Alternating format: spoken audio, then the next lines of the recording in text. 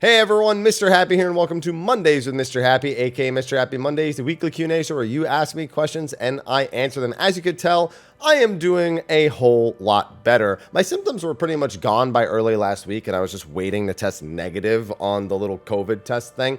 Fortunately, by Wednesday, they started coming back negative, did an extra one on Thursday just to make sure that I didn't screw up the first test, and so I'm doing all better. I got off pretty light in general, as you saw from last week anyway, but it's good to know I can just freely move about wherever I want, and the cats, of course, are getting all of the pets. There's not one right here. There's a duck, but there's no cats, so they're off sleeping in the corner. Ivy is looking directly, like face first, into a pillow off camera over there. Like, I don't know if she's sleeping. I don't know if she's awake. I can't even figure it out. It's just way too confusing. But yeah, it feels good. I can do a nice, normal weekly Q&A this week. As for videos this coming week, I've got a handful of things. I've actually got a sponsor for a video I'm excited for. I got a ramen sponsor for one of my videos this coming week, so that's exciting. And I'm looking into a few other things. It's been a busy sponsor season for me, and that's something that I've been leaning into a little bit more on both the YouTube and the Twitch side of things. Obviously, you guys have seen stuff like Magic Spoon. I did a Honkai ad. I've got the ramen thing coming this week. And that has really been an excellent way to kind of boost up support for the channel without really doing anything that's too intrusive. So that's been a good deal of fun. Also, about a week into simulcasting on both Twitch and YouTube. The YouTube side of things just has a few additional people who don't really watch over on Twitch. But it's good to be able to grab that joint platform interaction. That'll especially be great when we do coverage for things like the opening keynote or any major new release or whatever. It's just something that's good to have in my back pocket. So don't forget, if you don't watch on Twitch, but you want to check out the live stream on YouTube, it's 7 a.m. to 2 p.m. Pacific every day, sometimes a little bit longer. But yeah, that's it's been a very exciting last week. Very, very exciting last week, full of all sorts of things. I did like 3 sponsors this week. I did a Butterfinger sponsor and raised like $4,000 for Extra Life for charity with them. I did a sponsored stream for a game called For the King 2. A lot of people hyped it up because apparently For the King 1 was a really cool game. And For the King 2 was also a really cool game. Brutally difficult, especially playing co-op because we were not all on the same page. But I managed to go back with a little bit of time solo, and I'm like almost through one of the chapters, and so that game's pretty cool. And then I played Little Goody Two Shoes, which was like a horror-themed game that Square Enix was publishing from an indie developer, Astral Shift, and that was really cool also. A lot more relationship building, a lot more time management in that game than like hardcore RPG aspects or anything like that, but I still enjoyed it, and I actually want to play through that. It's like 8 to 10 hours for one of the endings, and there's 10 endings if memory serves. So yeah, like I said, it's been a busy week. And then today I did Super Mario RPG crowd control, where my chat just throws all sorts of garbage at me while I'm trying to beat the game. Fortunately, I've gotten quite strong thanks to the EXP boost chat was giving me, so that's been a fun time as well. Final Fantasy XI should have a free login coming around soon, so I'm going to try to finish Voracious Resurgence with that. Super Mario RPG Remake is going to be later this month, and then maybe after that I'll have time for Star Ocean 2. Which a lot of people have been trying to get me to play. It's been getting rave reviews. Everyone's, a lot of people have told me it's kind of one of those big hits from back in like the PlayStation era, and is the peak of the Star Ocean franchise. So I'm definitely interested to see that, and I think I will have time this holiday season to check it out after I'm done with Super Mario RPG. So yeah, I've got a lot in the tank. So if you haven't been following the streams on YouTube or Twitch, be sure to come by those because they've been a good time.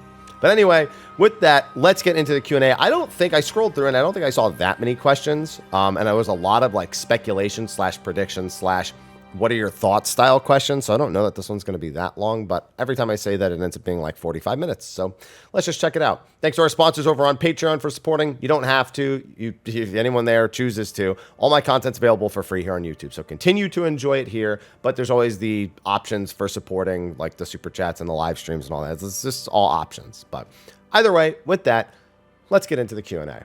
Question number 1, hashtag Mondays with Mr. Happy. Hey, Happy, hope you're feeling better. I sure am. You know, the best thing is I'm back in the gym. Yo, my chest is sore, my abs are sore, my back is sore. Worst part now is I have a little bit of a cough left over from COVID, like that.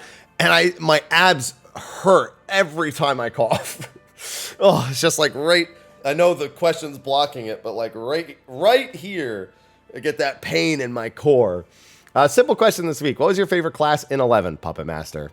Most classes in 11 didn't really require a whole lot of thinking or active gameplay. It was a lot of like front-loading stuff you needed to do and then kind of taking it easy throughout like the rest of the time until you're ready to front-load stuff again.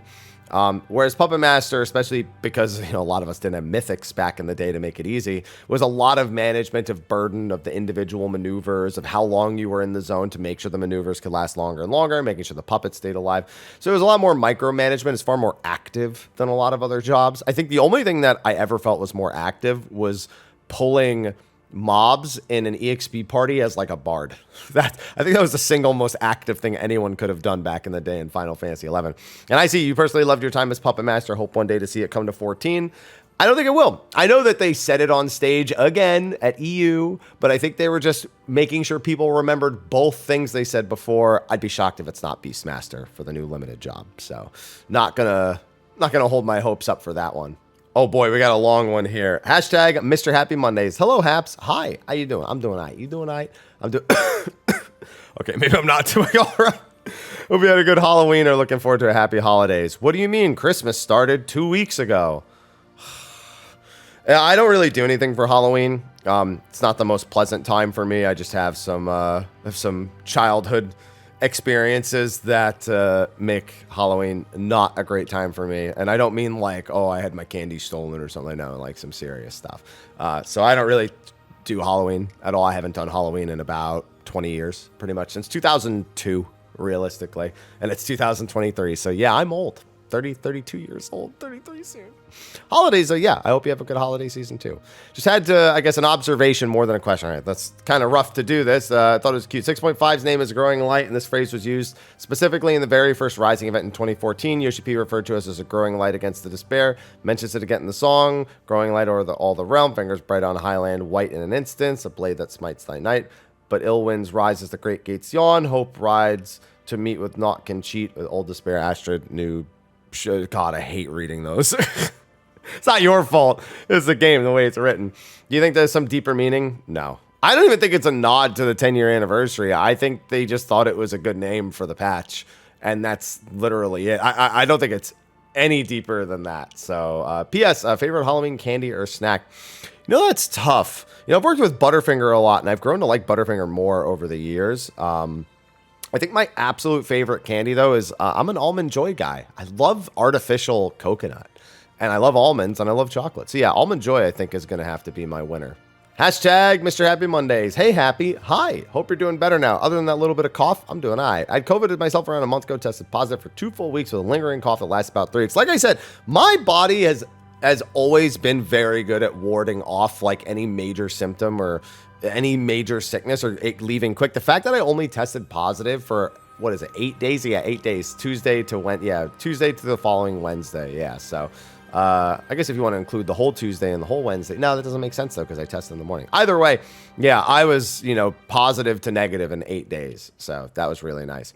I'll keep my question fairly concise. You may have a video coming out on this, but now that all 3 variant Criterion dungeons are out, what would you say your main takeaway has been for them, and what things do you hope to see change for them about Dawn Trail? Yeah, I've got like 3 or 4 more Criterion videos coming out. I want to do one talking about all of the bosses, and I want to do one that's a general piece of feedback. We did talk about it on State of the Realm, but I want something a little more concise that's strictly my opinion and breaks it down point to point in a little bit more linear of a video experience. Whereas with State of the Realm, we go off on this tangent, that tangent. We're just trying to sit down and have a good time.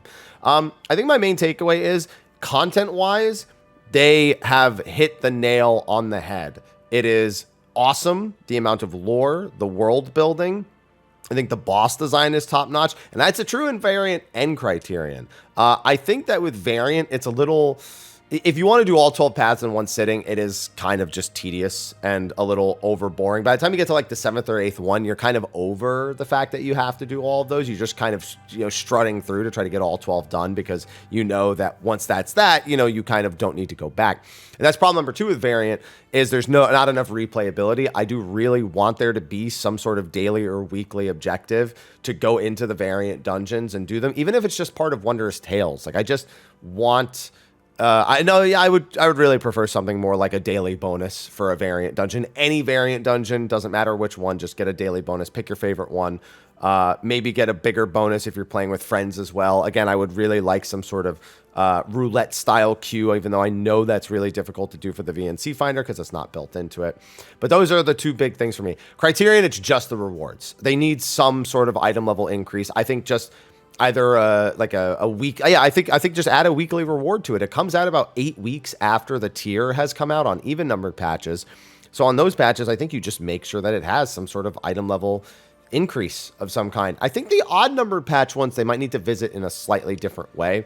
Maybe they just release those without some sort of weekly lockout, or maybe there's some sort of different reward for the odd numbered ones, or maybe they just have to approach Criterion and odd numbered patches a whole different way to make it more of a, I guess, kind of a new challenge style situation. But I don't think that's the right decision because there's Criterion Savage. As for Criterion Savage, I've been back and forth because I've read some thoughts people had. I saw somebody say in my chat, so this isn't my original thought, but I really liked it, that they should get rid of the permadeath on Criterion Savage, amp up the difficulty by changing the mechanics, and more importantly, add the secret boss from Variant in Criterion Savage as the true final boss. And I thought that was a pretty unique idea, to just have it be not the permadeath situation, but the similar to the regular Criterion, but actually just amped up difficulty. So, I mean, there's certainly ways they could go, but at least with the reward being a quasi-ultimate style reward, that's at least, I think, somewhat of a step in the right direction, but it overshadows the core problem of regular Criterion not being motivating enough. Whereas Criterion Savage, it was just kind of laughable that the rewards were what they were. So though that's kind of like the short and sweet TLDR version, but I am planning on doing a video about it. Hashtag Mondays with Mr. Happy. Howdy, Hapsy. Hello. Glad to see you're recovering well. Thank you. Can you give us your opinion on the best leveling method from 80 to 90 for the Dawn Trail jobs? Sure you'll make a video on it later? I sure will. Want to start prepping. I'm assuming Pixie Quest and Bozia. So yeah, if you don't want to use Rested XP, Bozia is going to be the way to go. If you're trying to save Rested XP from 90 to 100, where it'll probably be more important, or even 91 to 100, then yeah, I mean, that you could also, of course, on patch, you have Wondrous Tales as half a level. You have your like leveling roulette and whatnot. Pixie Quests, of course. Wait, Pixie Quest, 80 to 90? That wouldn't be... Oh, yeah. You could prep... No, wait, no, 80 to 90. That would not be Pixies. That would be... What are they called? That would be not Omicron, not Loporits. That would be the Arcasadara for 80 to 90. Pixies would have been 70 to 80. I mean, I mean, you could prep them, I suppose, at 80 and turn them in right as patch goes live. Yeah, I guess you could do that. Oh, no, you can't. You'd have to do it after the patch is live, unless it was on a job that existed before. Like it can be one of the brand new jobs. But yeah, Arcasadara, Bozia, Wondrous Tales. Yeah, that's definitely a few ways. But if you don't care about just using your rested XP, then you're going to want to dungeon spam. I mean, you'll get rid of your rested XP super quick, but that's still going to be the best way while having rested. We also should be getting another earring as a pre-order bonus. So that'll, you know, of course, help from 80 to 91 as well. Don't forget those earrings work for one extra level. They work until, you know, 1 plus the level that they say, because it works on the level that they say. But yeah, those should be a few things that should work out. But yeah, Bozia is probably going to be a likely place for me to go as well. Hashtag Mondays with Mr. Happy and Kitties. Now, again, the kitties they're resting somewhere else. Hey, hi. Hope you're feeling better by the time you read this. I'm doing good. I still get that cough occasionally, though. You mentioned that you tend to get the same questions over and over, so my goal is to try and ask something new. Well, we'll see about that. One, with the 2-die system coming, do you have any idea what job gear you want to re-die first? I'm colorblind. Dual die systems is an exciting thing for me because I get to be excited for other people. I'm just going to look twice as stupid when I try to dye something because I have twice the opportunity to mismatch the colors. So no, I don't have anything in particular I'm looking to there. 2, what do you think about a new PvP mode that's more like a free-for-all? Remember during Guild Wars 2 beta test, they had a Hunger Games stress test event, and that was most fun. No, so the big thing they want with PvP is for people who are kind of nervous to get in to not feel like there's so much pressure on their shoulders to perform. Obviously, that changes when you're going into competitive rankings for Crystalline Conflict, but that's why we have all these large-scale modes, these 24v24, and of course the 3-way 24v24v24. No, I'm not like opposed to it. I'm perfectly okay with free for all style PvP modes. You know, I've done my regular death matches in Halo and all sorts of games when I was growing up. But I think for what the team is going for, I would be shocked if they ever went in that direction. And 3, do you have a specific class you always do MSQ with? No. So most of the time it's if I want to level one of the new jobs first. Like let's say I think Viper is the job I want to level first just for fun. I'll usually do it as one of the new jobs. You know, I've done, what are some of the jobs? I guess I kind of forgot. I think I did do like Heaven's Ward and Stormblood on like Ninja and Bard, like whatever I was actually playing at the time. Stormblood I think I did on Monk, actually. And then Shadowbringers I did on... What did I do Shadowbringers on? I did Shadowbringers on Dancer, which was new. And I did Endwalker on Reaper, which was new. So I'm thinking I'll probably do Viper or the Caster for the new one. Hashtag Mondays with Haps and Cats. Hiya. Hey. Hope you're feeling better from the Rona. I am, other than that little... I mean, I've had to say it so many times. You know at this point. So I'm staying in the realm and guessing about the new caster weapon. I'm copiuming that Graha's backpack used in the Alliance raid questline is the new weapon. That backpack's not a weapon. It literally just collects data. It scans things. There's no offensive properties in it whatsoever. I think backpack glam options would be amazing. Love the aesthetic myself. Anyway, question. Any Final Fantasy history with backpacks or bags of goodies-based jobs? I mean, I guess chemist is kind of the closest you get to that because, you know, the items being their primary weapon in a sense, I guess. But no, yeah, you're definitely on hard copium for that. I mean, who's to say? I literally can't say no. Again, I'm not a developer. Would I put money on something like this? No. Do I think it has any relation to this at all? No. Do I think they'll ever do it? No.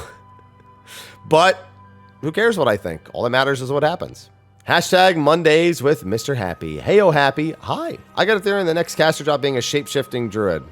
Okay, I don't know what you want me to do with that information. There's nothing in the Final Fantasy franchise to suggest that they would do that.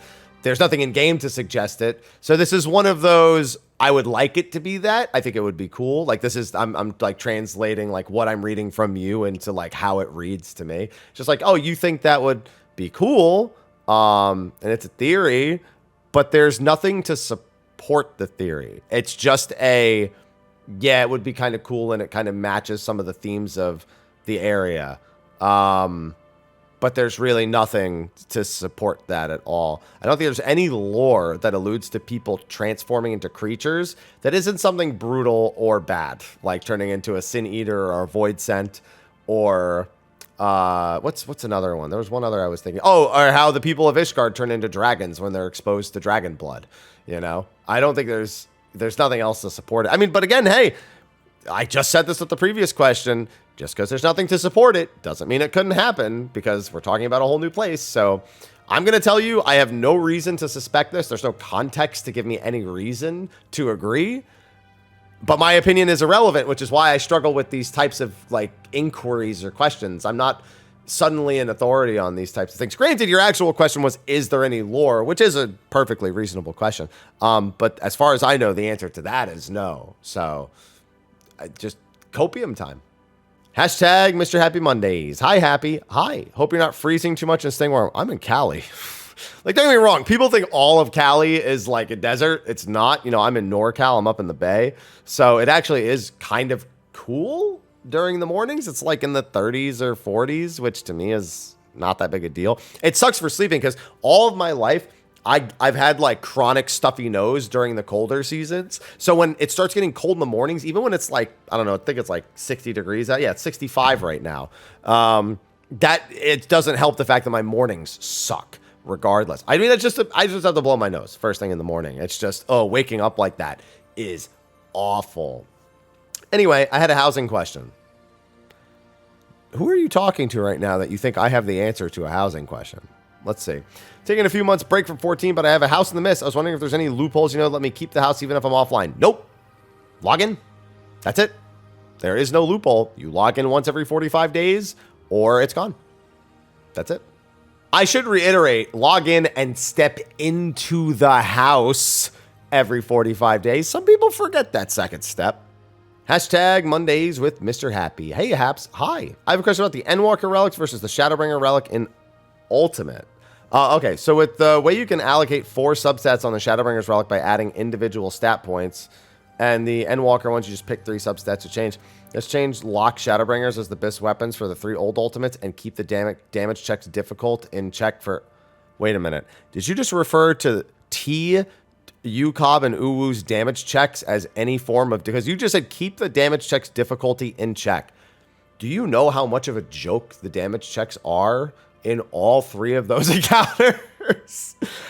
They haven't been in check in a long time. What might not happen, given what you've suggested here, is they won't get even easier, but they're already kind of a joke. I mean, based on what you're saying, the answer should technically be yes. I don't think they've been in check, and they could probably use some help getting into check because they're laughable at the moment. I don't even think the ultimates can get any easier. Like, unless you're in a speed kill group, you pretty much see almost all the mechanics you're supposed to see in any given ultimate at this point. I mean, you may skip a few at the first 50% of Uwu and like the end of Garuda. Actually, although Ifrit and Uwu, you can skip the dashes. It's not that unreasonable to skip the dashes nowadays. So there's stuff like that, but I mean, that just goes to show that I mean, those are also, like, not the hard mechanics. But you know what I mean? Like, you still have to do all the trios and UCOB and... Oh, yeah, you can skip dive bombs and nail as well. I was going to say that. Yeah, they're not in check, and they won't get more in check, but I don't think there'll be any less in check. Hashtag COVID with Mr. Happy. That is not a good hashtag. Hey, apps, hope you're feeling better. I know when I got COVID, I had brain fog for weeks. Yeah, I still feel like a little bit. So I think I got kind of lax from taking it easy, though. I don't think that's brain fog so much as like I got kind of used to just like, okay, I should just make sure I don't go too crazy. I shouldn't overwork myself. Make sure I'm focusing. I was blowing my nose like 6,000 times a day. But yeah, no, I'm doing all right. Of course, I feel like you've answered before, but I can't quite recall or find the answer. So here it goes. Do you think the scope of the rework for Dragoon will be in line more with the tweaks to Paladin or full-on Summoner? They very specifically stated, granted the statement is very old at this point, that Dragoon's rework was akin to the 5.1 Ninja rework, which was when they put their Mudras on the GCD and did a whole bunch of other stuff as well. So that's not that large in scope, but they said that before when Dragoon and Astra were supposed to be reworked in 6.1. Then they delayed the Dragoon and Astra reworks because they said the scale of them and the scope of them was too large for a mid-expansion rework, which may mean that that initial statement they made no longer holds water. In other words, we have no idea is the answer to your question. We can only go off that one statement, and that statement may not be adequate anymore.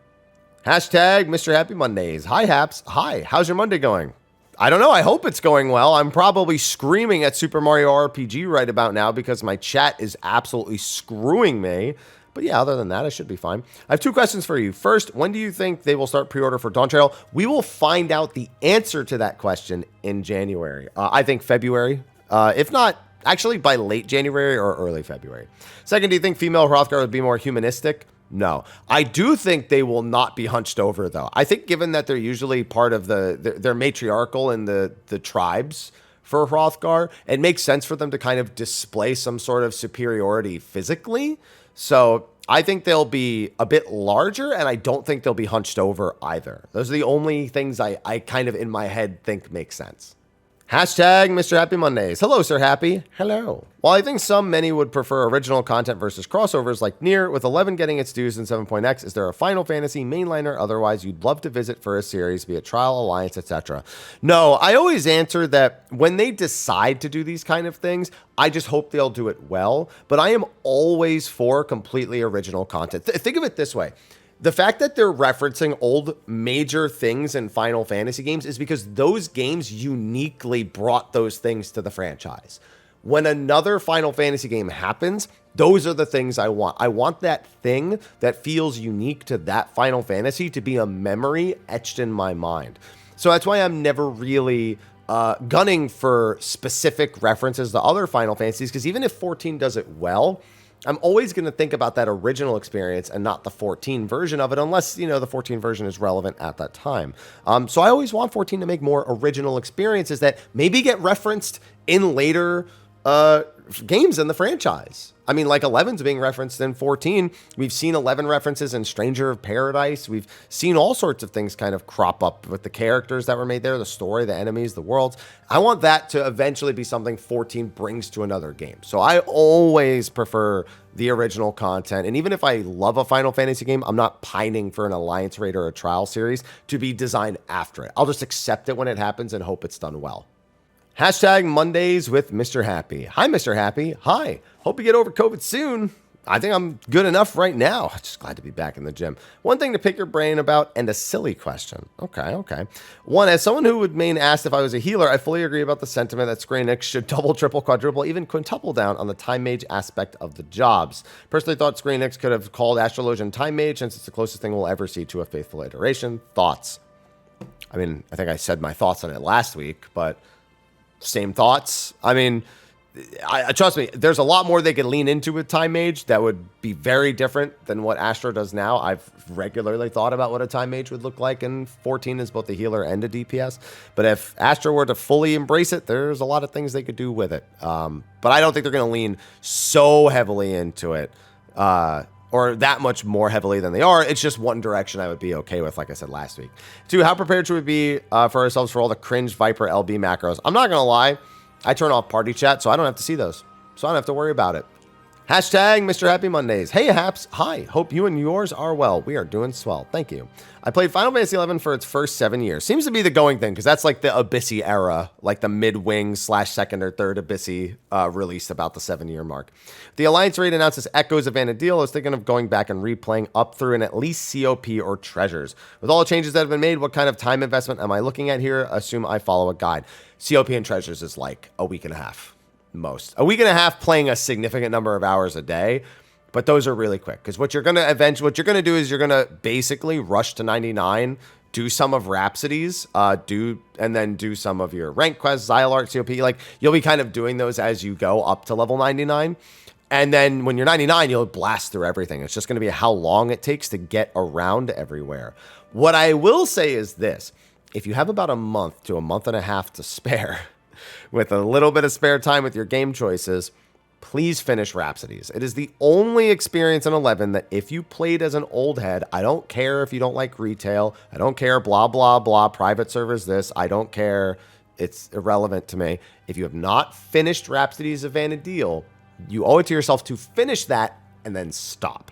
I wouldn't recommend playing past that and actually getting into endgame. I wouldn't recommend doing Voracious Resurgence because it requires a decent amount of endgame and a great deal of patience to get through Voracious.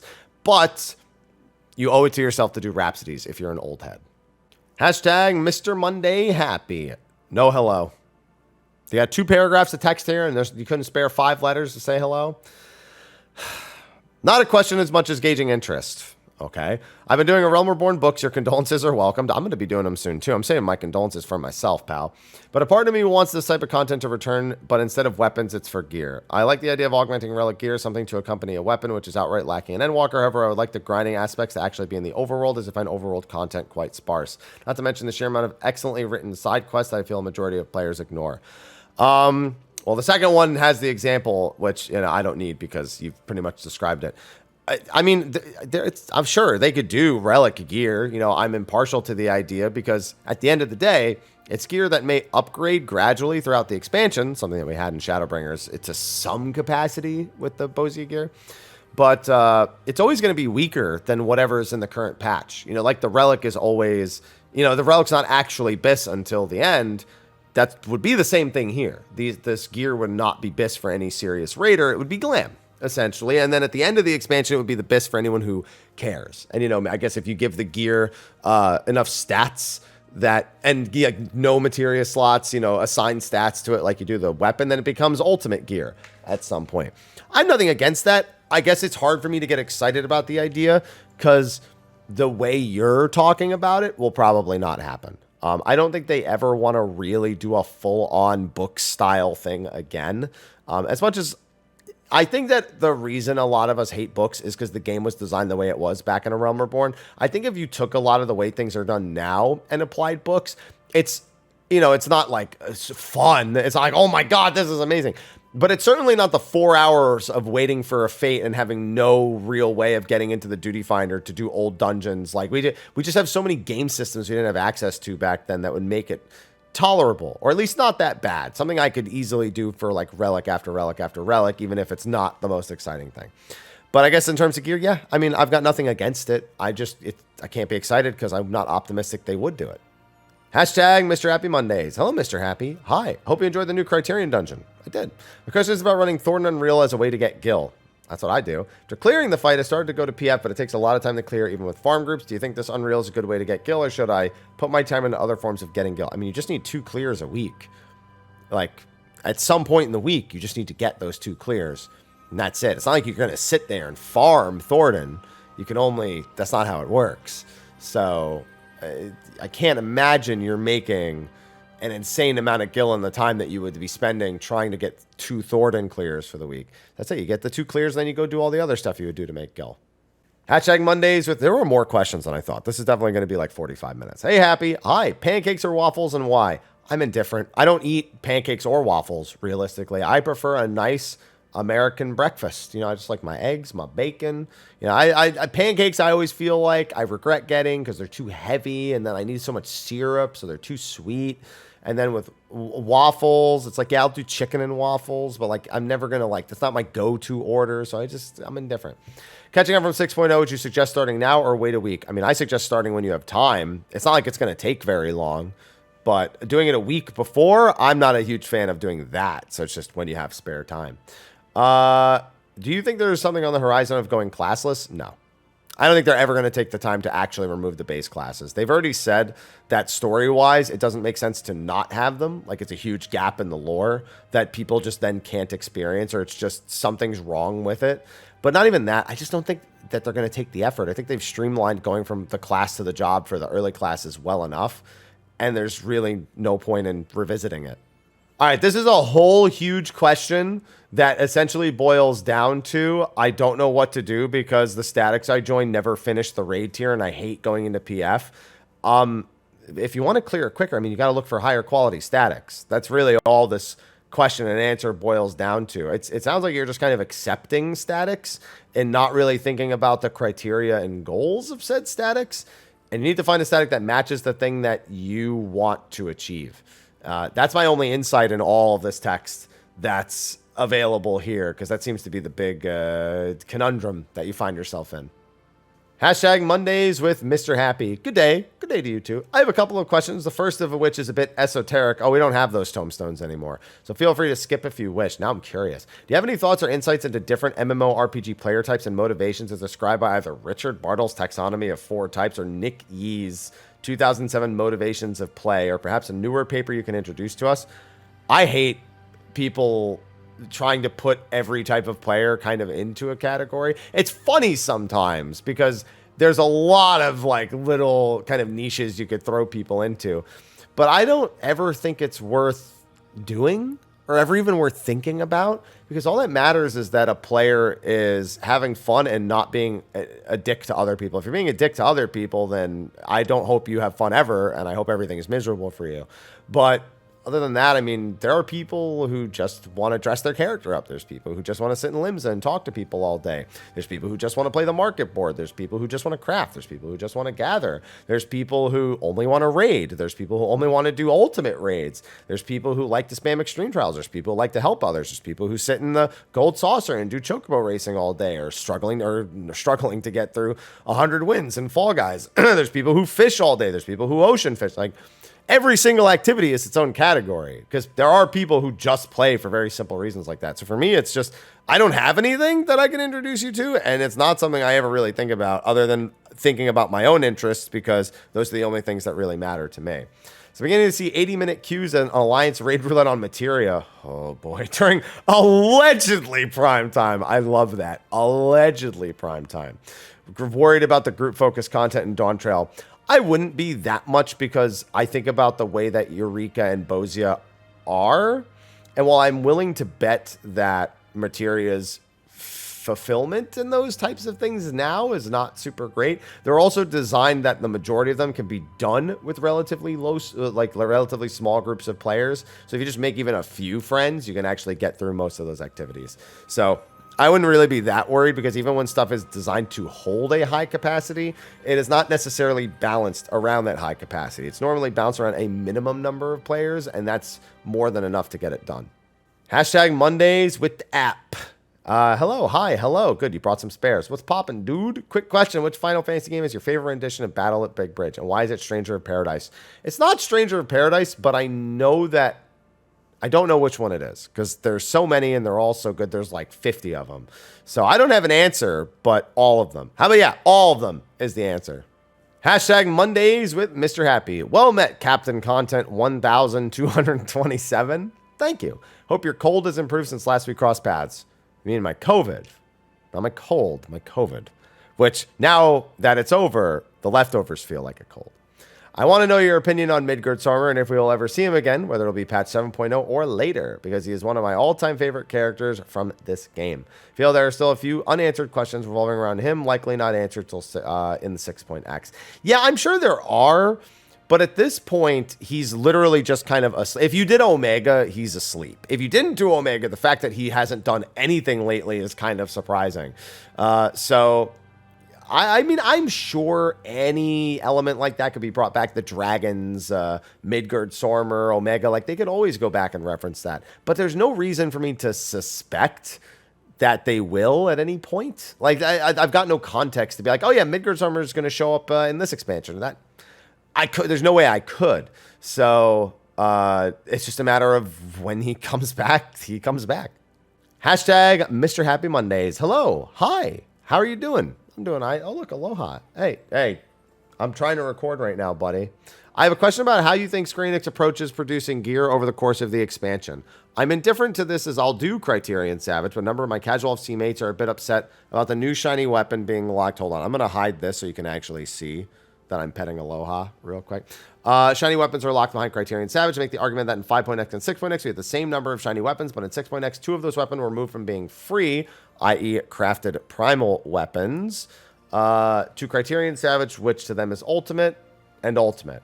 My question is, how do you think Square Enix goes about splitting what is free? I don't think they care. I think they just go, hey, we're going to do this now, and there's like a mix of like, hey, we're going to do this now with stuff like crafted gear, and also, hey, we need a suitable reward for said activity. And I think that's really where the thought and discussion kind of ends with it. I don't think they consider what's easy to acquire. They just consider what they need to make and then what they have time to make with what they didn't need to make.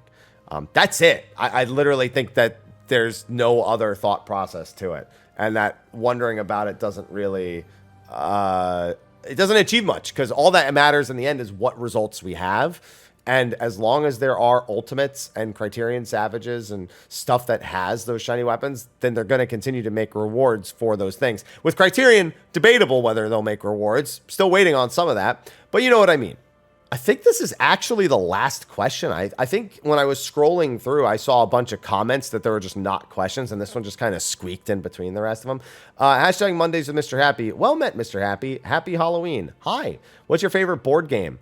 Oh, man, that's tough, because there are board games I remember fondly that suck. Like Mousetrap is garbage. Don't Wake Daddy, garbage.